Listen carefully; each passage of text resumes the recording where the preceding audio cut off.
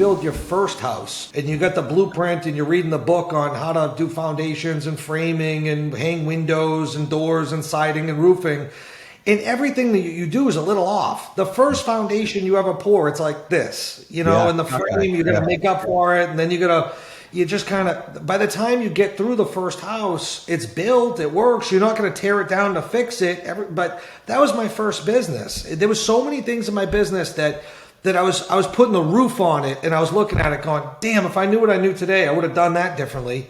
I'm not going to rip the frame down to fix it, but I would have done it differently. And so now it's like I'm building my second or third or fourth house, and it's like, no, I know I'm cutting with precision. I know exactly how we do this. Yeah. This is what we do. People like you, people like me, people out there that when you get to the top or you get to where it's like, where's the road now? You need to have things to keep you busy and fulfilled, helping people, coaching, starting over. That wisdom you have, you're going to be able to help more people and build centers 2-3 times faster than you did the first time because you have the blueprint. That's the secret to success.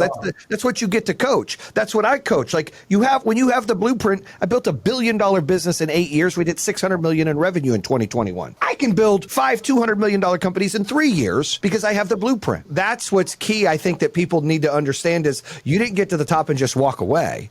You got to the top and said, let me give back and let me do this again. I just think that's amazing. In March of 2021, I look around the world and I said, we're at the top. This is a bubble.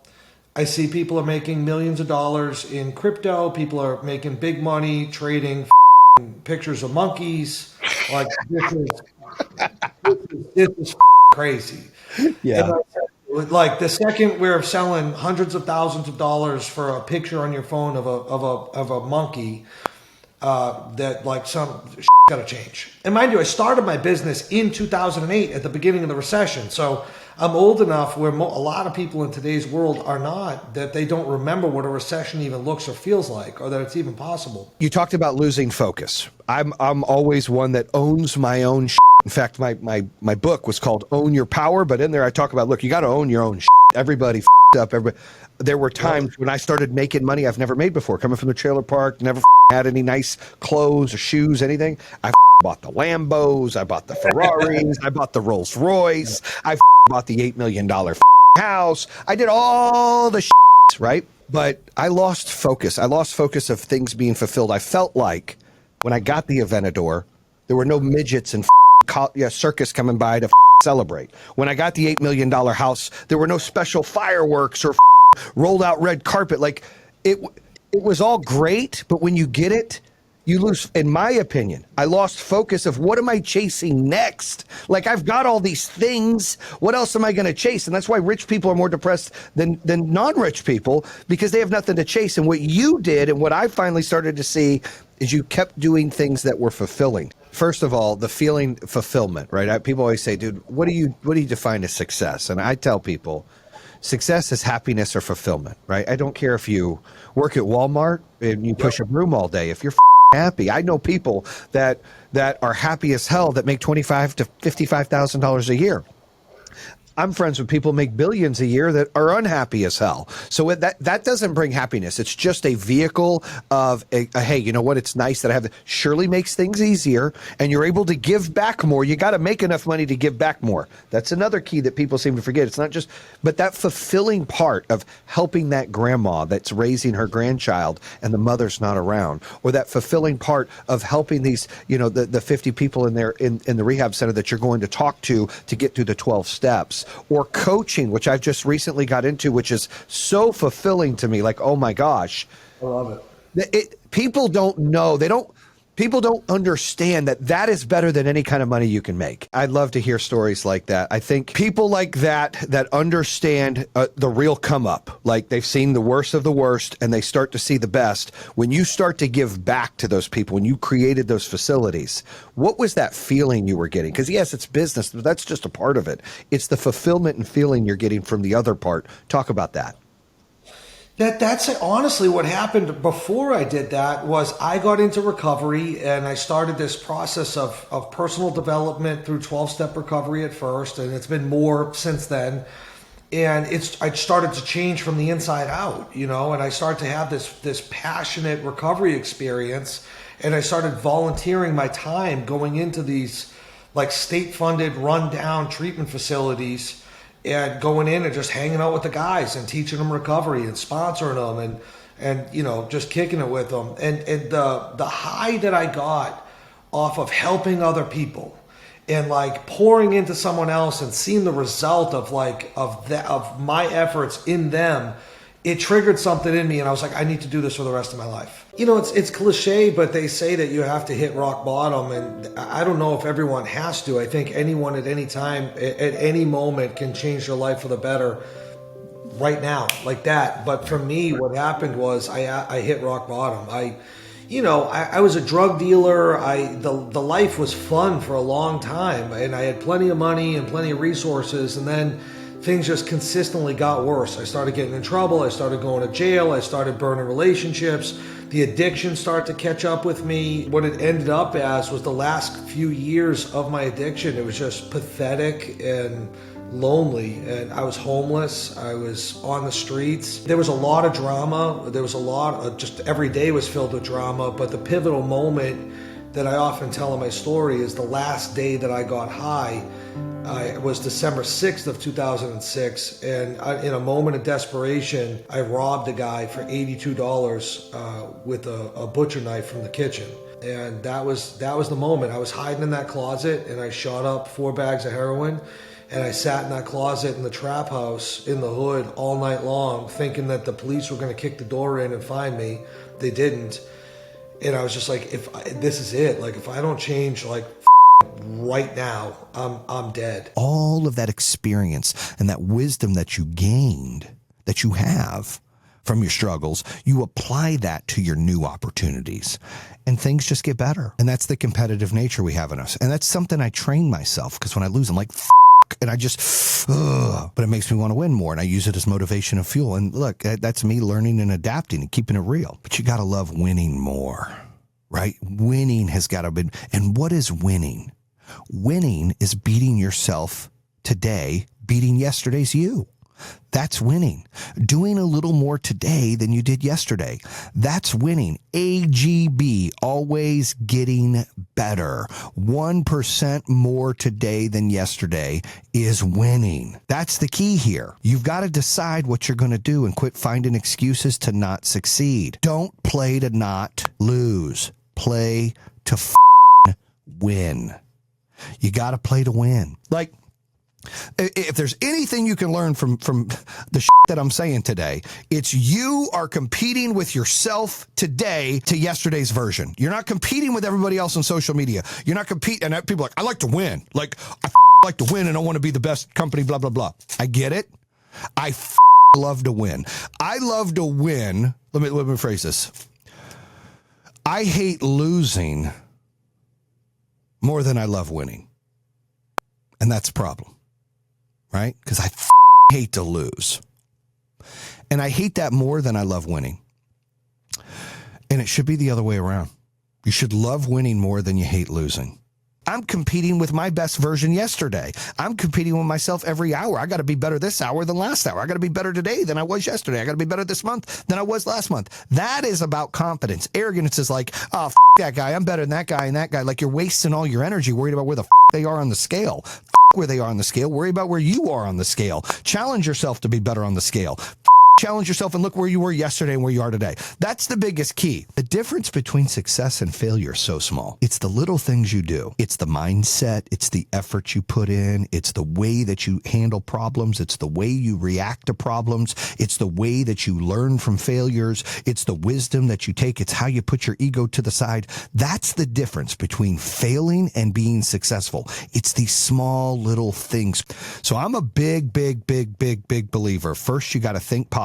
Secondly, you got to be grateful for what you got. Like, I'm grateful for my wife, my kids. That's my life. I'm grateful for my home that's paid off, my cars, my friends, the businesses I'm building. I'm grateful for those things. But you've got to see, what are you grateful for, and appreciate that. Don't neglect that. Don't be resentful that you don't have something. Go out and get it.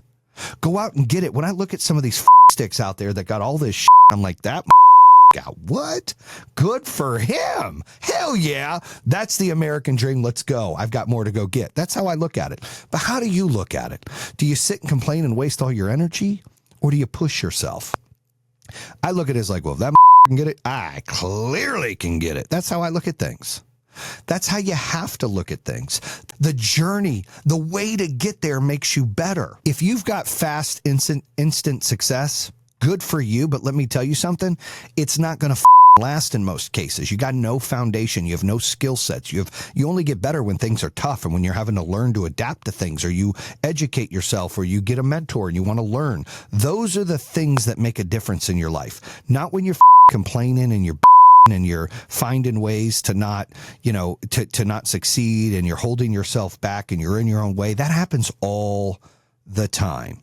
People get insecure and they control themselves and they box themselves in all the time. Whatever you have in your life, it's all relevant. Wherever you are in your life, it's all relevant. You be grateful for that, and then you try to step up and level up to the next spot to where you're hungry to succeed and be successful.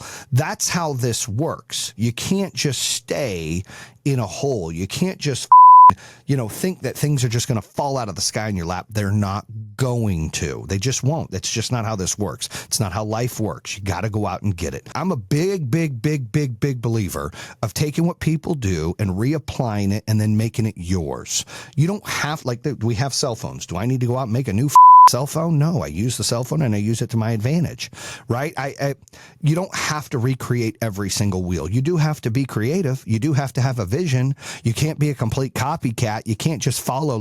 I feel like I'm the OG in solar. Some people would argue that, but I'd be like, look, tell me someone who just went solar first before me. Nobody. Tell somebody who said own your power first before me. Nobody. Tell me somebody who was on the TV commercials being, the pioneer and revolutionizing home, solar energy at home. Nobody. It was me. I'm not doing my own. Those are facts. So you got to be creative, but I'm not the first son of a to sell solar. I'm not the first son of a to go into the solar business. You can be Superman for only so long, and then you become the Avengers. You better get you a team that all has special powers that they can do to elevate your business. I've been there, done that. 500 million in sales in 1 year. Been there, done that. $1 billion valuation. Been there, done that. Reverse merger. Been there, done that. Trying to go public. Been there, done that. Mergers and acquisitions. Been there, done that. Raised capital, private equity. Been there, done that. So I get it. $2,500 an hour to hire me to coach you, or $8,000 a month. I'm expensive. I don't budge. That's my price. Why? Because I get you from A to C, from C to H, from H to M, from M to P, from P to Z. There are steps you have to take to build a big business. There are steps you have to take it to the next level in life. There are things that you have to do. And I built not 1, 2, 3, 4, 5 companies worth over $10 million, one worth $1 billion. And I built them all from scratch. I'm so sick of people about what they don't have. Don't about what you don't have. Be excited about what you got. Then go get what you don't have. Complaining and running your mouth isn't going to get you what you don't have. It's just going to make you look like an idiot. You're just making excuses. Too many times I hear people always make excuses, and the best revenge is success. It's not revenge. I heard some say, nope, it's revenge. Nope, it's success. So go be successful. I remember not once, twice, 3 different times where I was in business and I had a new company or something happen, and all my peers, and they're all talking good luck with solar, good luck with that, and then all of them could just yay, I want to do what you do. And they followed the dream, right? That's so rewarding. And I didn't have to say anything to them. I just busted my ass. So that's what I'm doing now. I'm grinding and building new companies right now. Confidence means that when I walk into the room, I feel like I'm the baddest, the smartest, the best in that room. I'm confident. Arrogance means I'm going to treat people in that room less than me. I'm going to overly be flashy and overly conceited. That's arrogance, right? I'm arrogant and I put my ego in the way and I'm just better than everybody. No, I want to tell myself I'm better than everybody and carry my shoulders up high and be confident and not fanboy. There's a fine line between arrogance and confidence, right? I ride it. I suggest you ride that line. It's okay to be confident, love yourself, be like, I'm the shit. I'm really good at this stuff. I'm proud of myself. This is my angle. This is that. But arrogant is like, I'm better than you, and I'm better than you, and that's arrogance, and that you don't need to be. You should be confident. You should not be arrogant. Arrogant is unhealthy. Arrogant is pompous. Arrogant is douchebag. Confident is, dude, hell yeah, I love me some me. I'm good with me. I don't care what you think about me. It's not going to affect who I am. It's not going to affect who I'm going to be. It's not going to affect my decisions. It's not going to affect what I'm going to end up being in this world. Like, you didn't make me, and you don't create me, and you don't end me. You have nothing to do with me.